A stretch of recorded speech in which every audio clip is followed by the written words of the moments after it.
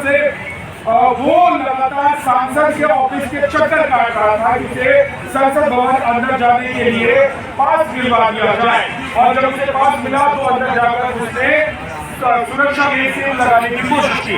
तमाम हमारे मेहमान हमारे साथ हैं और बिहार देश की जनता भी हमारे साथ है। अजय सहरावत बीजेपी से हमारे साथ है, करण वर्मा हमारे साथ है, सूर्य बैन हमारे साथ है, कांग्रेस से हमारे साथ है, हमारे साथ है, राहुल गांधी हमारे साथ है। आपके लिए बहुत बहुत स्वागत है।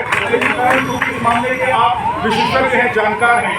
इस तरह की सेंध और सुरक्षा के खासतौर से, और तब जब 23 साल पर ऐसे जवानों को आज पुष्प अर्पित किए गए हैं, माला चढ़ाई गई है, जो शहीद हुए थे संसद की सुरक्षा।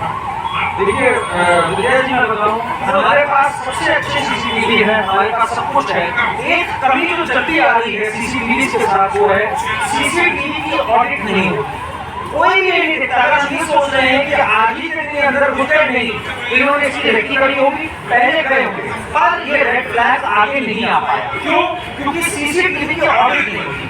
आज की डेट में हमारे पास कुछ ऐसे एआई की सॉफ्टवेयर आए, पर सॉफ्टवेयर आए जैसे काउंसलर नाम का, जो कि ऑडिट कर सकता है 1 घंटे के अंदर कि कौन से लोग जो कभी नहीं वहां देखे गए वो वहां पर आए, कोई अनसस्पिशियस एक्टिविटी उन्होंने करी, कुछ भी किया। ये पहले ट्राई होता है। इसकी कमी पिछले 4 साल से चलती आ रही है। हम लोगों ने तिहाड़ जेल में भी एक घटना देखी, ताजपुरिया या किसी का एक जी, तो तब भी ये बात हुई थी कि जब तक सीसीटीवी का ऑडिट नहीं होगा, हम बहुत ही अच्छे अच्छे गैजेट्स भी लाते रहेंगे। एक ह्यूमन एलिमेंट की जरूरत है, और जो पासेस इशू होते हैं इस पर बहुत कड़ी कार्रवाई होनी चाहिए। आज की डेट में जो मार्शल यहाँ पे नियुक्त हैं वो हाईली इनकॉम्पिटेंट है, ये कहने में कोई शर्म नहीं। उन मार्शल्स को काफी लोग ऐसे हैं जो इन पर आए हुए जिनकी ना कोई ट्रेनिंग हुई है, ना उन्होंने कोई एग्जाम क्लियर किया है इस तरह का, और वो इस पद पे बने हुए 10-10, 11-11 साल से। ये मार्शल किस वजह से आए और मीडिया से बदतमीजी करते हैं? मार्शल क्यों करते हैं? क्यों इस पर रखा हुआ है? इस पर सख्त कार्रवाई होनी चाहिए। ठीक है, लेकिन एक बड़ी बात ये है, एक बड़ा सवाल ये है कि ऐसे दिन को चुनना जब शहीदों को श्रद्धांजलि दी जा रही हो, ऐसे दिन को चुनना जब 23 साल पहले संसद पर हमला हुआ हो, और ऐसे वक्त में चुनना जब देश में 3 राज्यों में बीजेपी बड़ी बहुमत के साथ जीत कर आई है, और देश में आतंकी हमले पिछले 9 साल में अगर हम देखें तो ना के बराबर है।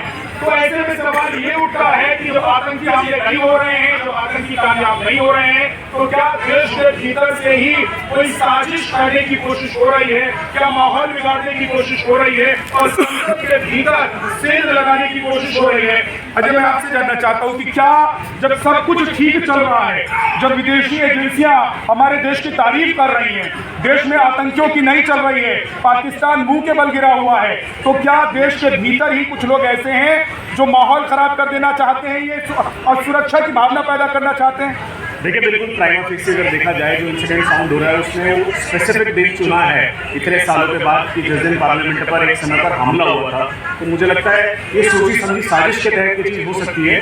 हाल फिलहाल एजेंसी ने इसको टेकअप कर लिया है। अभी मुझे लगता है गैलरीज के जो पासेज है उस पर भी स्पीकर साहब ने बैन लगा दिया है, और इसकी पूरी तह तक जाना और उनको प्रॉपर सजा मिलना, मुझे लगता है जब तक एजेंसीज अपने आउटपुट के साथ बाहर नहीं आती, इस पर कुछ कहना मतलब मुझे लगता है हमारे लिए थोड़ा सा असमझ का काम होगा। क्योंकि अब जांच एजेंसी ने ऑलरेडी से टेकअप किया है, तो जांच एजेंसी जैसे ही अपना फैसला देगी उसी के बाद शायद इस पर कोई राय बन पाए। ठीक है, लेकिन सूर्यवंशी जी, क्या देश के भीतर ही बैठे हुए कुछ लोगों को यह हजम नहीं हो रहा है कि सब कुछ बढ़िया चल रहा है, देश में शांति है, आतंकी हमले नहीं हो रहे हैं?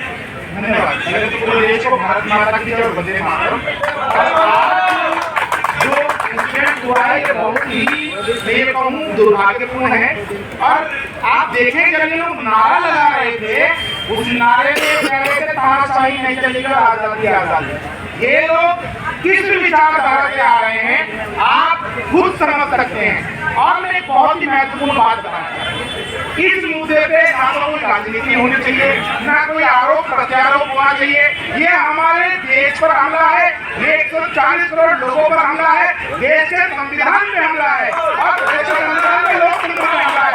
हम सभी को एक साथ खड़े होकर इसकी भर्त्सना करनी चाहिए, और साथ ही साथ जांच एजेंसियों को पूरा फ्री हैंड देना चाहिए कि इस पर कार्रवाई करें, जांच करें कौन लोग इसके पीछे हैं। क्योंकि 2 तो सदन में थे, 2 बाहर, 2 और थे जो पता चला 6, और इन 6 को ट्रेन करने वाले, बैकअप देने वाले एक लंबी ट्रेन होगी गिरफ्तार करें। ठीक है, और ये भी पता चल रहा है कि सोशल मीडिया के जरिए आपस में संपर्क में थे कि कहीं फोन कॉल से कहीं किसी और जरिए से संपर्क में होंगे तो एजेंसियां इनको पकड़ न ले।